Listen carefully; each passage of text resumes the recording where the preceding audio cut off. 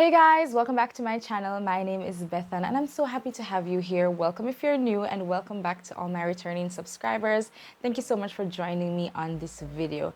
I recently posted a video about tips or lessons I learned being a pastor's wife, and I got some really good feedback from the video, and persons are even requesting a part 2. So here you go.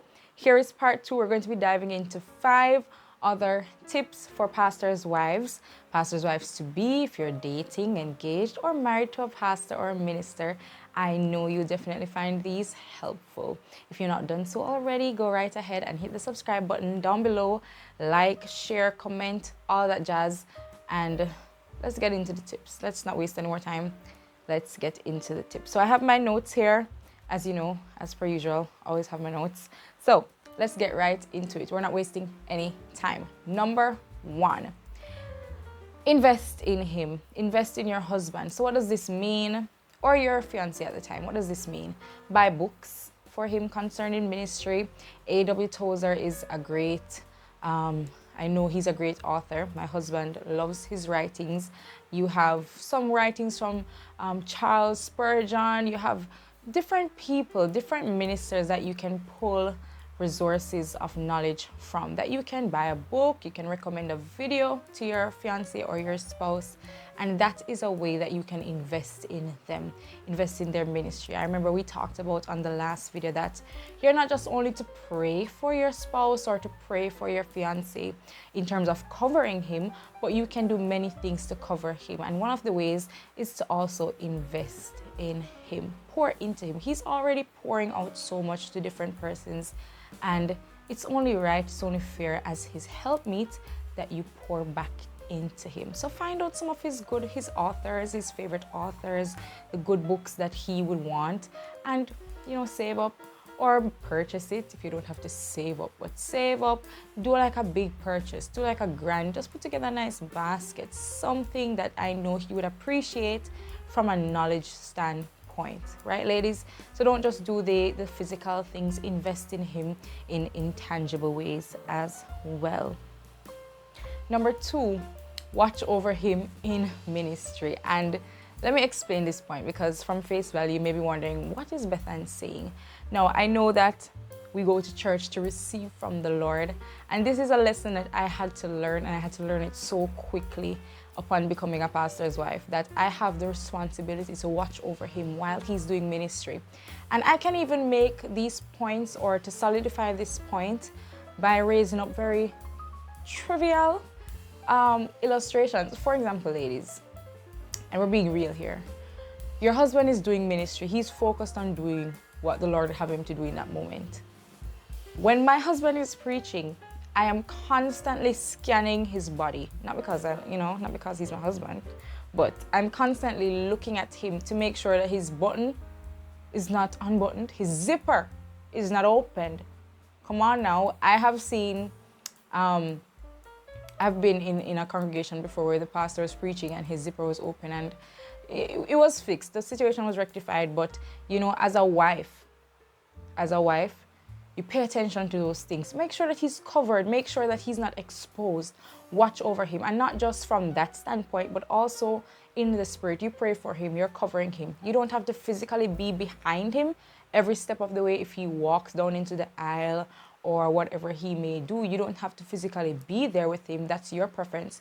But ensure that you watch over his spirit while he is ministering, and you're present and you're alert to anything that may happen in the spiritual realm and anything that may happen in the physical realm.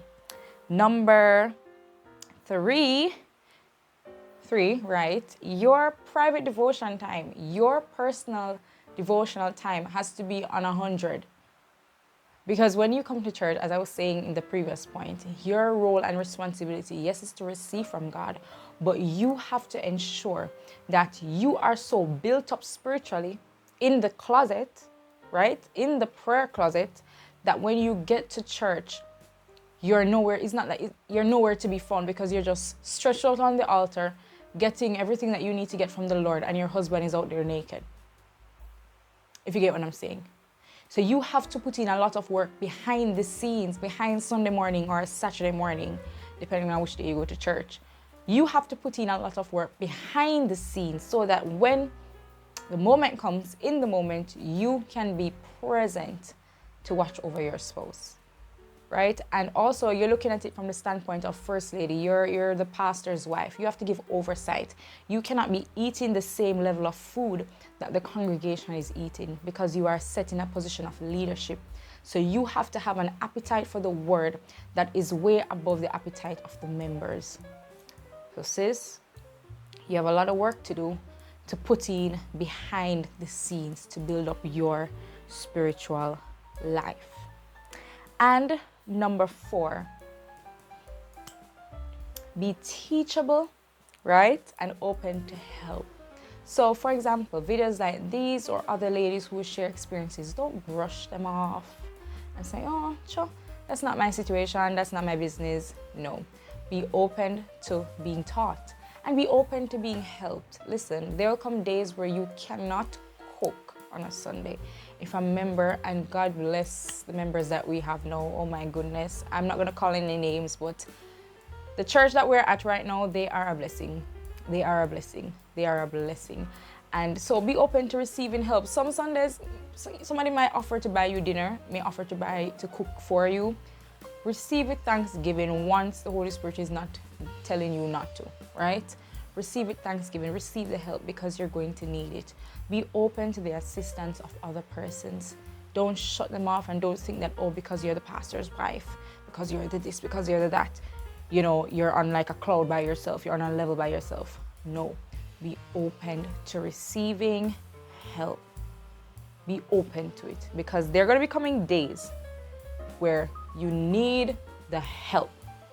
Alrighty, that brings me to number 5. Number 5, take care of his voice. Now, ladies, this means we're gonna have to do some research now to understand vocal care. I mean, as a singer, I know a few things here and there that I can use to assist him because preaching, you use a lot of you use your voice and you use the strength of the vocal cords. So, you know, no cheese, no dairy, no chocolate, no milk, no icy water when he's preaching. You don't give him no ice water. After he's through preaching, you know, a nice cup of warm ginger tea, honey and lime, peppermint tea, things like that. And rest is important. And he stays hydrated. So find research information regarding to vocal care. How do you help him to take care of his voice? When he comes home from a sermon, from preaching, a church service, put on the kettle, put on some nice tea, give him a few crackers, you know, my Jamaicans, and, you know, just allow him to understand that you take care in taking care of his voice. Sometimes some ministers may not understand vocal care and they just rest off the hoarseness and then they move on.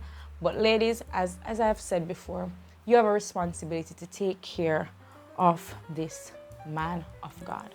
All right, you have a responsibility. So do it with care, do it with love, and do it with enthusiasm.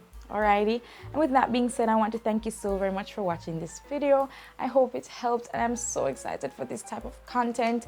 I love this aspect of sharing in terms of my life because trust me, the help that I'm providing to persons through these videos, I wish I had received some of that help before starting ministry with my husband. But nevertheless, God does all things best.